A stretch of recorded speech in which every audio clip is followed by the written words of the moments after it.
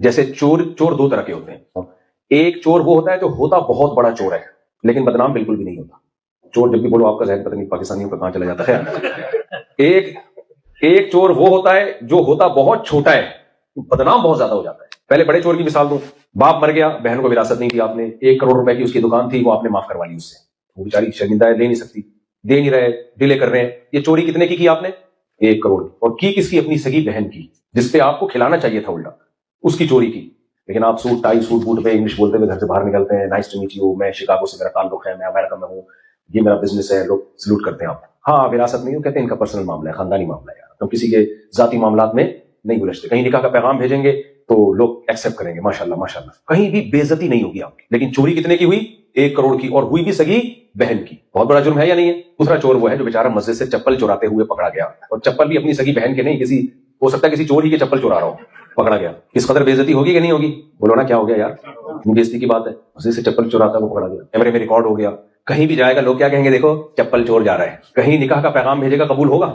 تو چپل چوری کرتے ہوئے پکڑا گیا تھا, بولتا میں شکاگو میں رہتا ہوں, امریکہ میں رہتا ہوں. حالانکہ صرف 2 چپلیں چوری کی ہیں. اس سے پتہ چلتا ہے کہ دنیا کا نا کسی کو اچھا اور برا کہنے کا کرائٹیریا بڑا ہی ڈفرینٹ ہے, اس میں انصاف سے کام نہیں لیا جاتا.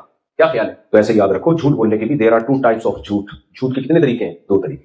ایک طریقہ وہ ہوتا ہے کہ آپ چھوٹا جھوٹ ہو, بدنام بہت زیادہ ہو جاؤ. چھوٹا سا جھوٹ ہے, آپ بدنام بہت زیادہ ہو. آپ کو کسی نے چائے پلائی, اب جب آپ کا نمبر آیا آپ مکر گئے, دیکھا کڑی چائے کون بھائی, یہ چھوٹا سا جھوٹ آپ نے بولا چائے کا خرچہ بچانے کے لیے, ٹھیک ہے نا, یہ چھوٹا سا جھوٹ ہے. لیکن آپ بدنام اتنے ہو جاؤ گے, بولے یار تو دیکھ یار, میں نے چائے کل پلائی ہے اور آج یہ صرف اس لیے اپنا خرچہ بچانے کے لیے, چائے کے پیسے بچانے کے لیے جھوٹ بول رہا ہے. ایسا کذاب آدمی ہے یار, یہ تو اس کی پرسنالٹی میں مت جاؤ. 1 نمبر کا جھوٹا ہمیشہ مشہور ہو جائے گا جھوٹا. لیکن ایک جھوٹ وہ ہوتا ہے جو ایجوکیٹڈ لوگ بولتے ہیں, سائنس کا لیول لگا کے جھوٹ بولا جاتا ہے. یہ جھوٹ دیسی لوگ بول نہیں سکتے. جیسے بہن کی 1 کروڑ کی وراثت ایک نارمل آدمی کھا نہیں سکتا. اس کے لیے میں کہنے والا تھا شکاگو میں ہونا ضروری, لیکن ایسا نہیں ہے, یعنی پڑھا لکھا ہونا ضروری ہے. تو وکیلوں سے تعلق کا ہونا ضروری ہے, ٹھیک ہے نا, جج سے تعلقات کا ہونا ضروری ہے. یہ ایجوکیٹڈ آدمی ہے جو 1 کروڑ روپے بڑے قانونی طریقے سے کھا سکتے ہیں. نارمل آدمی کا کام نہیں ہے. ایسے ہی یاد رکھو, ایک جھوٹ ہے انتہائی سنگین جھوٹ. جھوٹ کی دنیا میں اس سے بڑا جھوٹ کوئی ہو نہیں سکتا. ایک آدمی نے چائے پلائی, آپ نے انکار کیا, آپ بدنام ہو گئے. لیکن ایک ذات ایسی ہے جس نے آنکھیں دی, جس نے ناک دی, جس نے کان دیے, جس نے معدہ دیا.